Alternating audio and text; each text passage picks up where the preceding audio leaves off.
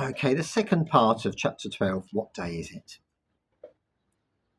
In some ways, it was because the owner of the rented house was Chicken John that Stephen and I had stayed in touch after the business of the selling and buying between ourselves had been completed. In any description of John, the kindest thing to say would be that he was an old rogue, and almost many of the adjectives which flew about when his name was mentioned were far less kind. A friendship had unexpectedly taken root between the rough villain and us two, but the former's treatment of his tenants left little doubt to just how cruel the older man could be. When Dylan moved away, it was in a transit van, kitted out very basically with somewhere to sleep and a little living space. His relationship with John had gone from friendship to enmity, mimicking the relationship Stephen and I had witnessed with him and Odette just before she had left. Unlike with his predecessor's departure, however, Dylan said his goodbyes to Potato in front of the village's English fraternity. It had been unusual for Joyce, Steve, Gary and Lubov to be on holiday in Portugal at the same time.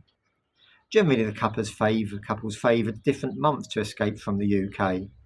But on the day Dylan departed, the four of them, accompanied by Stephen and me, were there to wish the newest expat good luck on his travels. And although genuine sympathy was an element for all six onlookers, there were individual aspects accompanying that sentiment. I was melancholy about seeing a home in bags and boxes. Stephen felt relief that his privacy had returned. And Joyce, Steve and Lubov battled with themselves not to think ill of John, while Gary's bitterness and sense of betrayal, having himself gone from friendship to tenant to enemy with John in a similar fashion to Odette and Dylan, was almost tangible from where it festered in the background.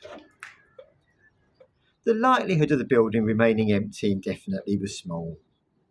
However, as the number of the months during which the house remained in that state rose from 2 to 3 and soon amounted to 6 and exceeded 7, Stephen and I began to believe that the dream of having no immediate neighbours would indeed be realised.